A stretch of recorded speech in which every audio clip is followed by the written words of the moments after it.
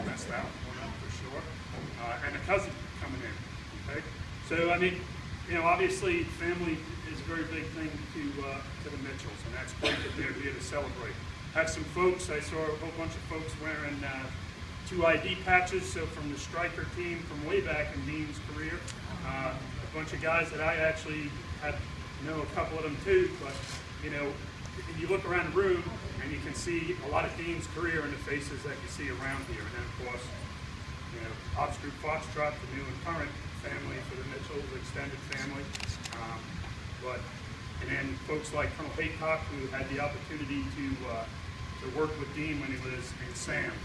You know, Dean's got a tremendous number of accomplishments in his career. And I'm just going to highlight a couple, and we'll keep it low. But you know, he started out, you know, in a manner of excellence, graduated from West Point, was a Hertz Fellow, Hertz Scholarship or Hertz Fellow, and went out to Stanford. At the basic course, he's a distinguished honor graduate. You know, he took on, and as an engineer officer, went off to the infantry career course. Then he took on SAMS. You know, Dean he looks for what's that next challenging step, and he goes for that, and he competes for those things, and he gets it, and then he excels at it. So just a little bit of a mark of the type of person that we're promoting here today. Military-wise, you know, as an engineer, he's done civil projects outside of Fort Lewis. He's done stuff on the bases that he's been stationed with, and then he's done it over in combat in some pretty rough places like Talifar and Samara. And, you know, in his career, I'm fairly new in Dean's life. I've known him for about 3 years. I came into a brigade as a deputy commander, and he was the executive officer for one of the battalions. But I knew Dean instantly. Why? Because there was a little bit of a void in that unit, and Dean filled that void. You know, we like to say a commander commands a unit, and his XO runs the unit. Dean was certainly running it, and he was doing a little bit of the other job too. But he's an impact player that does not let a gap exist. He will fill that gap and step up in it and do well, and they won't miss a beat. Then I was recently deployed with Dean, saw him, you know, in action, taking on projects that. And I had to work closely with one of them on them. And, you know, his battalion commander said, "I'm sending Dean up to brief you because it's way over my head, but he's got a handle on it." And when he came in, it was way over my head, but he assured me he had a handle on it, and he did great. So it's an absolute pleasure to be part of today's ceremony. Just for the folks, I know the guys in the ACUs on this side have heard me in promotions, but for other folks, just the importance of a promotion day. You know, we're going to do a couple of things here. We're going to go ahead and post orders shortly.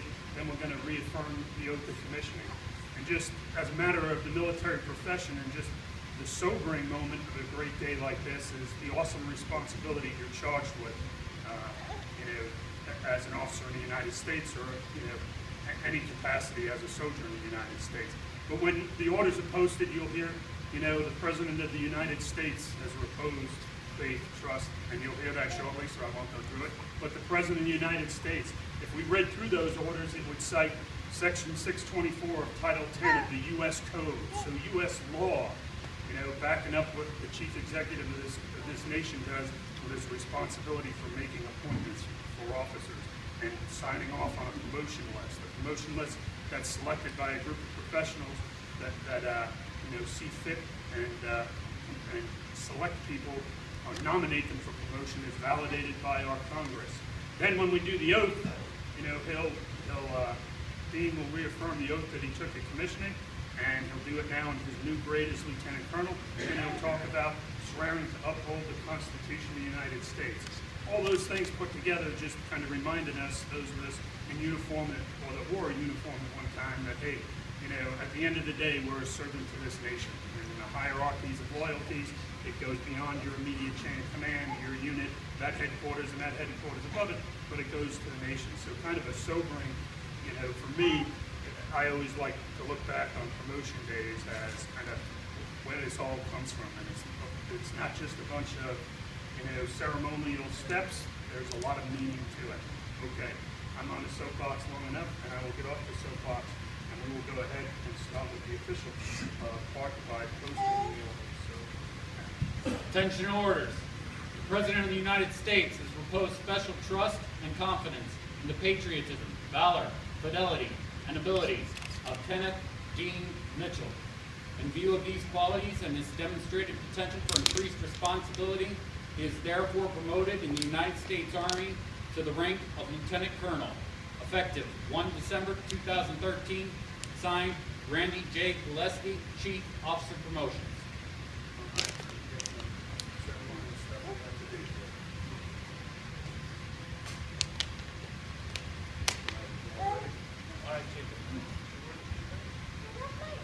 Promote the hat. You're promoting the hat, all right, buddy?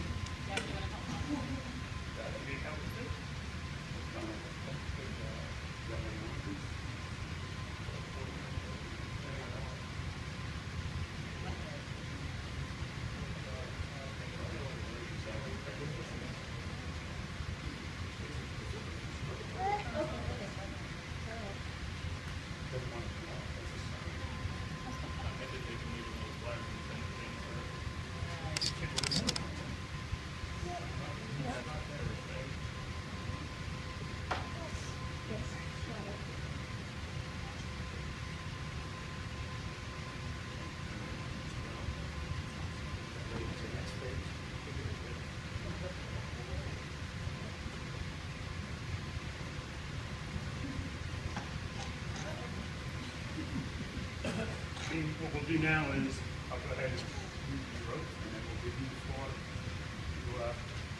speak. What you would raise your right hand. I, Kenneth Dean Mitchell, having been appointed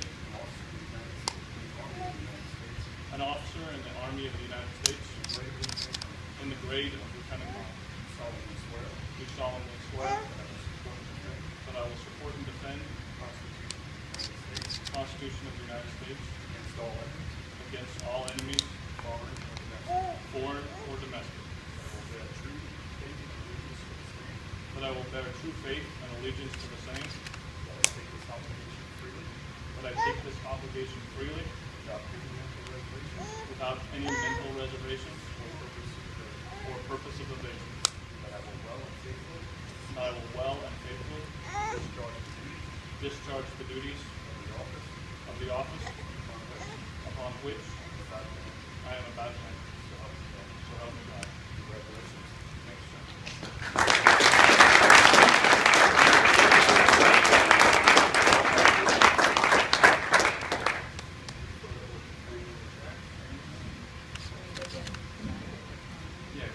Connor, get up here. Connor, get up here.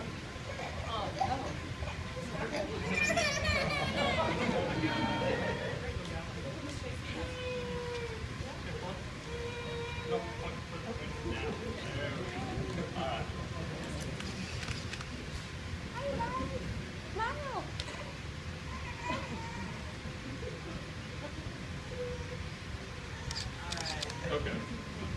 So, I want to thank first and foremost my wife, Sarah. I joke and I say that she's a super mom, but she really is. I did 2 deployments back to back. First one she had 5, 3, and 1, and then the second deployment she had 6, 4, 2, and 0. So, and she kept everything going, and they're pretty good kids. I'm pretty proud of them. I love it, and it's all due to Sarah keeping everything together all the time. So, I guess the next thing I'd like to thank is all of you guys present. My peers, I can never do it without my peers. Learning from each and every one of you. And it's almost like that Sesame Street, this is your life, because really I do have people here from almost every stage of my career, and I thank you all for coming. And then to the soldiers that have served with me, essentially that's why we serve. That's why we put on the uniform every day, is to take care of those 18-year-old privates and make sure they come home. So I'd just like to thank everyone in this room for coming. I'm humbled, and I intend to work my butt off to live up to the trust the Army's put in me at this next high rank. Thank you.